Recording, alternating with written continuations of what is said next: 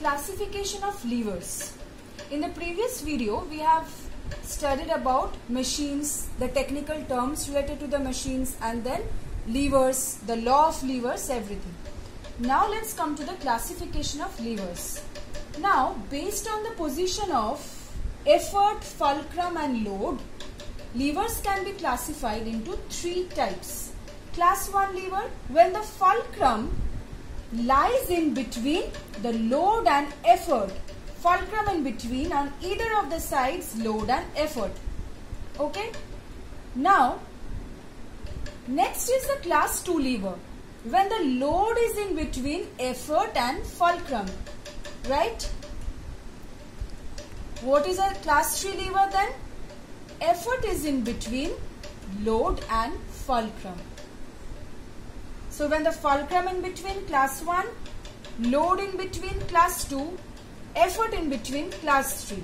Now let's see what happens to the mechanical advantage for different classes of lever. Let's first look for class 2 lever. So if this is the fulcrum, what is the effort arm? Not this one, okay? Don't get confused, because effort arm is the distance between the fulcrum, the fixed point. Fulcrum is always fixed point for a lever. Fulcrum and the effort. This is the effort arm. What is the load arm? This one is the load arm.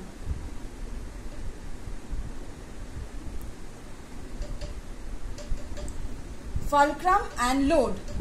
See, effort arm is greater than load arm, right? Effort arm is greater than load arm. Therefore, mechanical advantage greater than 1, because mechanical advantage equal to effort arm by load arm.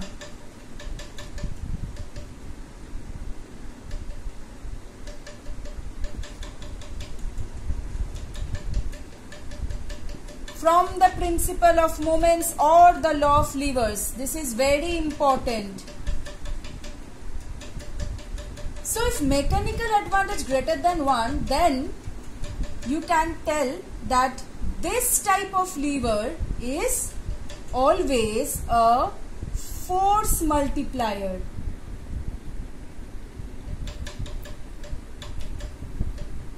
Force multiplier greater than 1. Very first session we have done mechanical advantage greater than 1 means force multiplier. Now if mechanical advantage greater than 1, then velocity ratio is also greater than 1. Why? Because for ideal lever, obviously for ideal lever, mechanical advantage equal to velocity ratio. Why? Because for ideal lever, efficiency equal to 1, 100%. So if efficiency equal to 1, then mechanical advantage equal to velocity ratio. Relation between mechanical advantage, velocity ratio, efficiency. Keep this in mind. Okay. Examples: bottle opener, nutcracker, wheelbarrow. We will discuss some examples later on. Okay. Let's first just look at the other classes of lever. Class 3. Effort in between. What is the effort arm? Fulcrum and effort. This is the effort arm, load arm, fulcrum and load. Which one is greater? Load arm. Load arm is greater than the effort arm. This is the effort arm. Mechanical advantage less than 1, because load arm greater than effort arm. That means effort arm is less than load arm. So mechanical advantage less than 1. This is a speed multiplier. Scissors, for example. Scissors.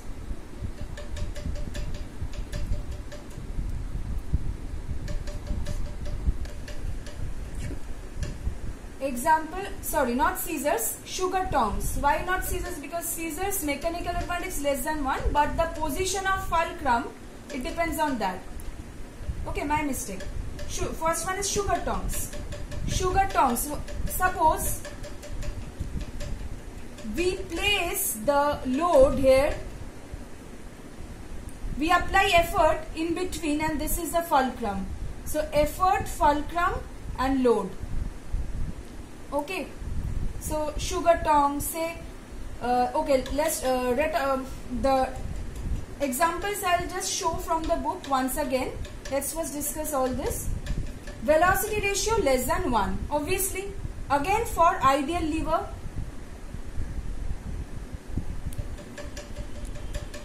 same, because mechanical advantage is equal to velocity ratio. So if this is less than 1, this will also be less than 1 for ideal lever.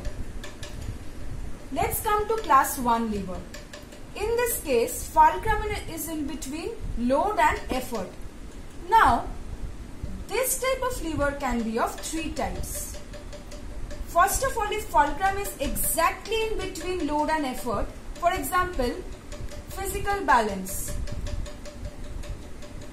where the load arm and the effort arm are exactly equal. So if effort arm equal to load arm, mechanical advantage equal to 1.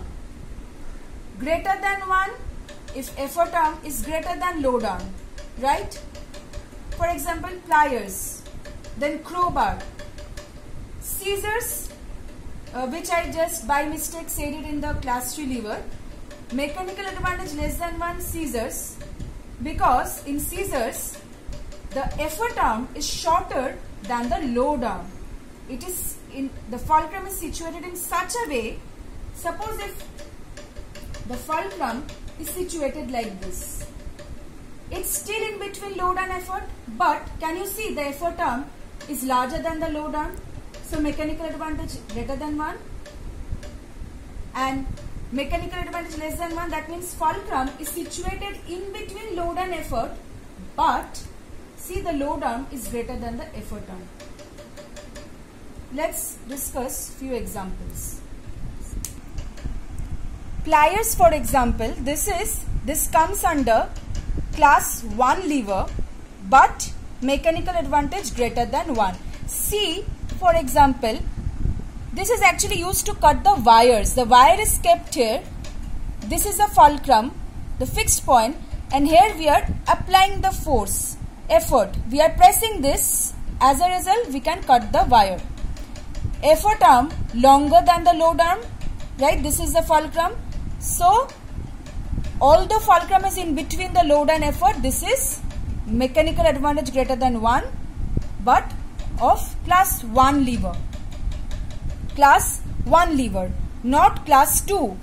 So, whenever you get a lever where you have, say, mechanical advantage greater than 1, or say you can see that load arm is shorter than the effort arm, that does not mean it belongs to the class 2 lever. You have to find the positions of fulcrum, load and effort.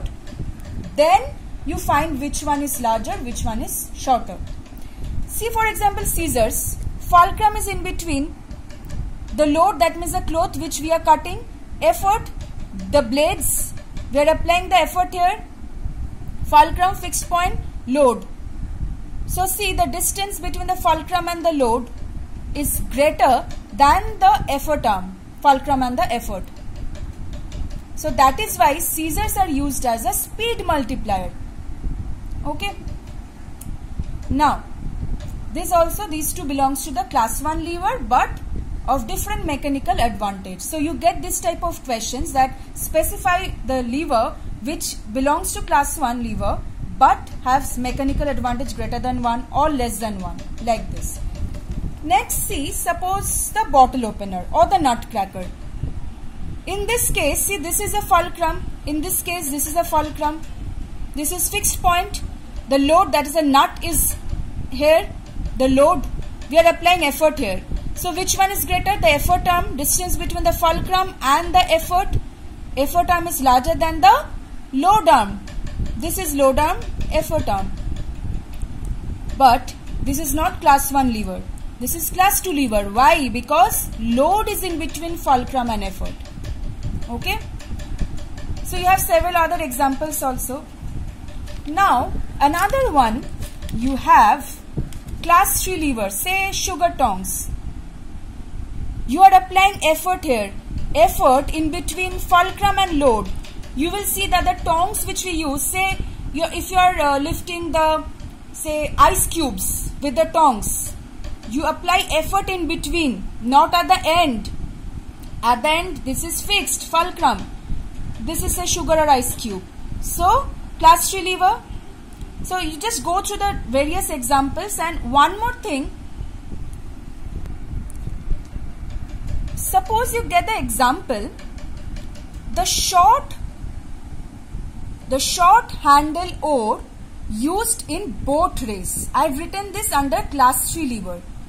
So what happens in this case? In this case, see, the fulcrum is at this end. The persons are applying effort in between the fulcrum and the load. Load is the water which is being pushed by the oar. Why they do so? So that when all the boatmen say jointly, they move the boat like this, they apply effort like this, what will happen? Altogether, speed multiplier. So if speed multiplies, they will be able to move fast. So that is the purpose of using the short handle oar in this way. But for long handle oar, see, in this case, the person is applying, when a single person is traveling, effort is applied at the end. The fulcrum is in between. That means this point is fixed. He is not moving this point. This is fixed and this is the point where the load is acting. That is, the water is being pushed. Okay. So just go through the various examples from the books and also go examples of the human body, the various parts of human body acting as different levers. So if you face any problem, you can ask in the comment section also.